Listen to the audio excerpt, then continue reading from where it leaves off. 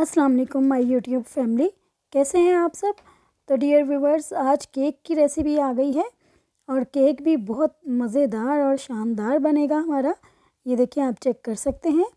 तो रेसिपी की तरफ जाने से पहले अगर आपने मेरा चैनल कुक विद दीवा सब्सक्राइब नहीं किया तो प्लीज़ सब्सक्राइब कर लें और बेल नोटिफिकेशन को भी ऑल पर सेट कर लें ताकि हर न्यू वीडियो की नोटिफिकेशन आपको सबसे पहले मिल सके।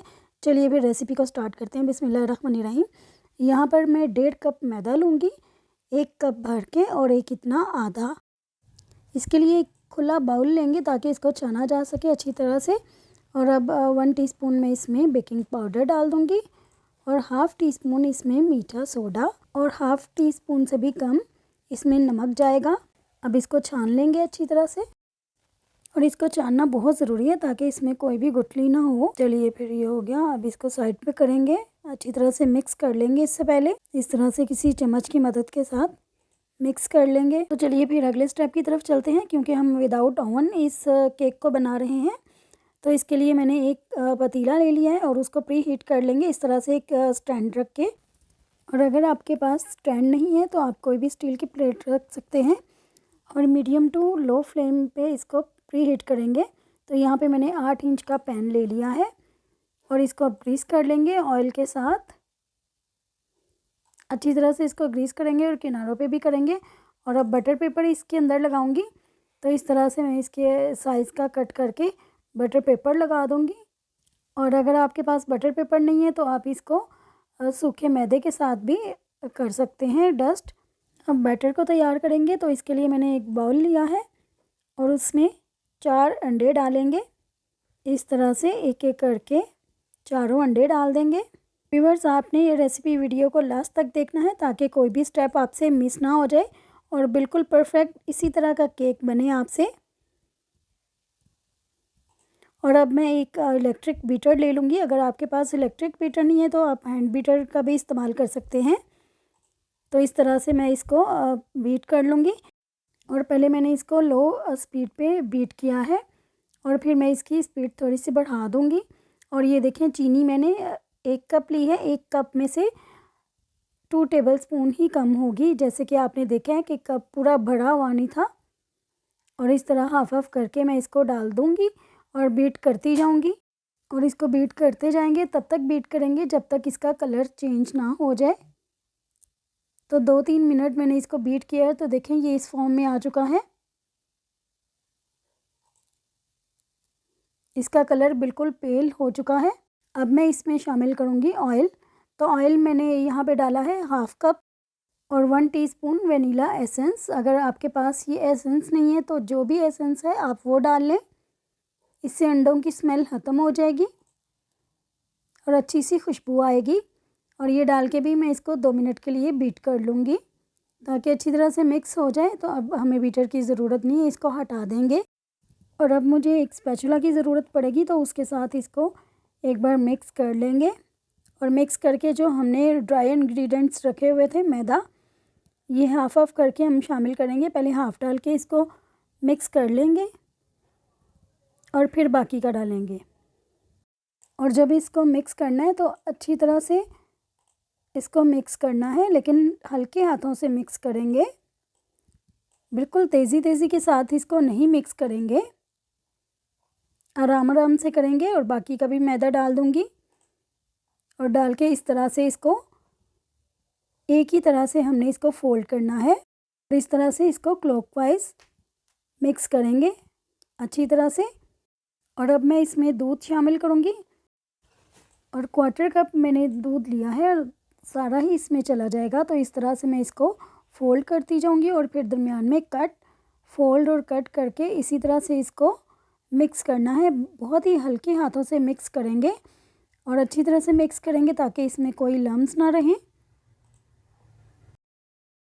और बैटर बनाने के लिए बस इन्हीं टिप्स और ट्रिक्स को आपने फॉलो करना है। और देखें, इस तरह से इसकी कंसिस्टेंसी होनी चाहिए। ये देखें, इस तरह से फ़्लो होना चाहिए। और अब मैं पैन में इसको और डाल दूँगी और पैन को हमने पहले से ग्रीस कर लिया था और सारा बैटर इसमें डाल देंगे। 8 इंचज़ का मैं पैन यूज़ कर रही हूँ यहाँ पे।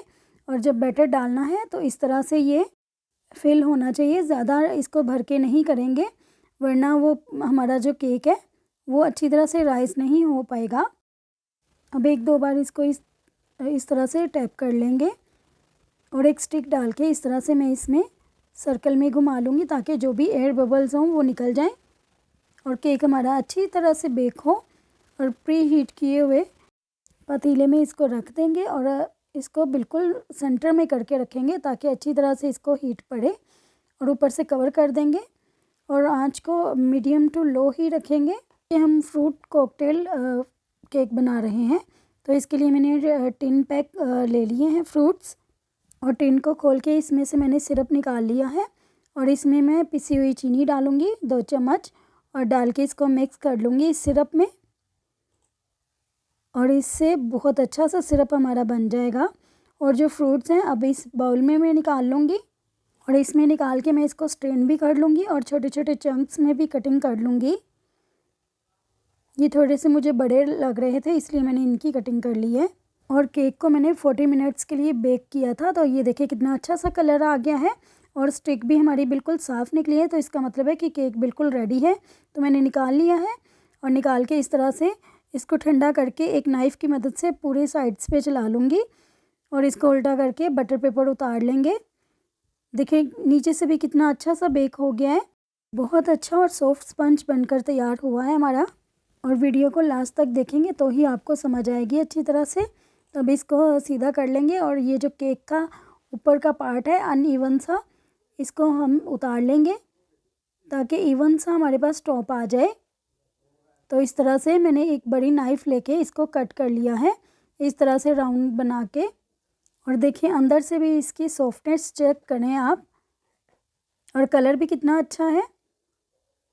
अब मैं इसको कट कर लूँगी। तो 2 लेयर वाला हम केक बना रहे हैं यहाँ पे, के लिए एक बड़ी नाइफ़ की ज़रूरत होगी।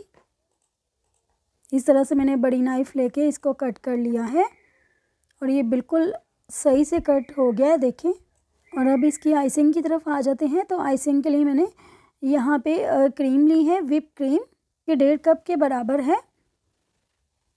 8 इंच का केक बना रहे हैं तो इसके लिए हमें इतनी ही क्रीम लगेगी, और इलेक्ट्रिक बीटर की मदद से मैं इसको व्हिप कर लूँगी अच्छी तरह से, और इतना इसको बीट करना है और अच्छी तरह से बीट करना है ताकि इसमें स्टिफ पीक्स आ जाएं। तब तक इसको बीट करेंगे और क्वांटिटी में भी ये ज़्यादा हो जाएगी। तो ये देखें इसको मैंने 5 से 7 मिनट के लिए किया है, तो ये ज़्यादा भी हो गई है और इसमें स्टिफ पीक्स भी आना शुरू हो गए हैं। और ये विपी विप वालों की मैंने क्रीम ली है, आप चाहें तो किसी भी ब्रांड की ले सकते हैं। तो ये देखें इसमें ये स्टिफ पीक्स आनी शुरू हो गई हैं, जैसे कि आप देख सकते हैं। इट मीन्स कि क्रीम हमारी रेडी है। इलेक्ट्रिक बीटर से ये बहुत ही जल्दी बीट हो जाती है, अगर हैंड बीटर से करते तो बहुत ही मुश्किल हो जाता। अब मैं इसको हटा दूँगी ब्लेड्स को और सारी क्रीम भी इसके ऊपर से उतार लेंगे।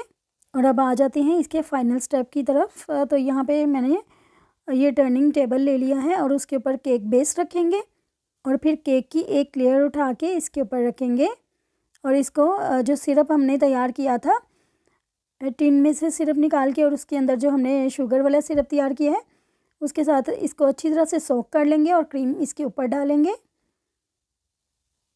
और क्रीम को अच्छी तरह से पूरे केक पे स्प्रेड कर लेंगे। इस तरह से ये बड़ी नाइफ़ के साथ में कर रही हूँ। तो पैलेट नाइफ़ मेरे पास नहीं थी और मुझे नहीं मिल सकी, तो इसलिए फिर मुझे इसी नाइफ़ के साथ काम चलाना पड़ा।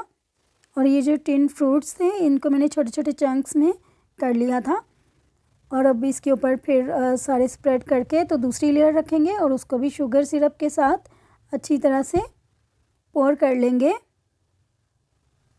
और अच्छी तरह से इसको सोक करेंगे। और इतना भी सिरप नहीं गिराएंगे, बस नॉर्मल सा इसको वेट कर लेंगे। और अब इसके ऊपर भी क्रीम डाल के अच्छी तरह से स्प्रेड कर लेंगे और स्प्रेड करके इसी तरह से ऊपर से साइड्स पे लेते जाएंगे क्रीम को, और नाइफ़ से इसको इस तरह से रोटेट करते जाएंगे और क्रीम को क्लियर करते जाएंगे। इसके लिए आपके पास रोटेटिंग टेबल होना ज़रूरी है, इसके बगैर बहुत मुश्किल हो जाएगा। अगर नहीं है तो आप एक कटोरी भी रख सकते हैं केक बेस के नीचे, और फिर उसको इस तरह से रोटेट कर करके आप नीट करते जाएं क्रीम को। या फिर इस तरह का कोई कार्ड ले लें, कोई सिम कार्ड या कोई भी कार्ड आप ले सकते हैं, और उसके साथ भी बहुत अच्छा सा नीट हो जाता है। और ये मैं टॉप से भी नाइफ़ की मदद से साफ़ कर लूँगी। और ये कॉम्ब करेंगे इसको, केक को साइड पे। इस तरह की आपको कॉम्ब मिल जाती है किसी भी बेकिंग शॉप से।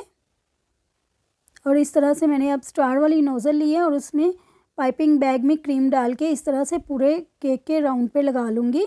और इस तरह से मैंने डबल इसके ऊपर बॉर्डर बना दिया था, और दरमियान में ये फ्रूट कॉकटेल वाला जो हमने फ्रूट्स यूज़ किए हैं ये ऊपर से डाल देंगे छोटे छोटे पीसेस में कट करके। और अच्छी तरह से इसके ऊपर भरकर लगा देंगे ताकि केक दिखने में भी अच्छा लगे और खाने में तो मज़े का बना है ही, लेकिन देखने में भी अच्छा लगे। तो चेरीज़ भी इसके ऊपर मैंने लगा दी है, इसकी गार्निशिंग कर दी है। तो देखें माशाल्लाह अल्हम्दुलिल्लाह कितना अच्छा हमारा केक तैयार हो गया है। आपको देखने से ही पता चल गया होगा कि कितना अच्छा केक बना है। आपने भी इस केक की रेसिपी को ज़रूर ट्राई करना है, और जब भी ट्राई करें तो रेसिपी वीडियो को एक बार फिर से देख लें ताकि आप अच्छी तरह से फॉलो कर सकें। उम्मीद करती हूँ आपको आज की ये रेसिपी बहुत ही अच्छी लगी होगी, और रेसिपी वीडियो अच्छी लगी हो तो फ्रेंड्स में भी शेयर करें और मेरे चैनल को सब्सक्राइब करें। तो मिलते हैं किसी और न्यू रेसिपी वीडियो के साथ, तब तक के लिए अल्लाह हाफिज़।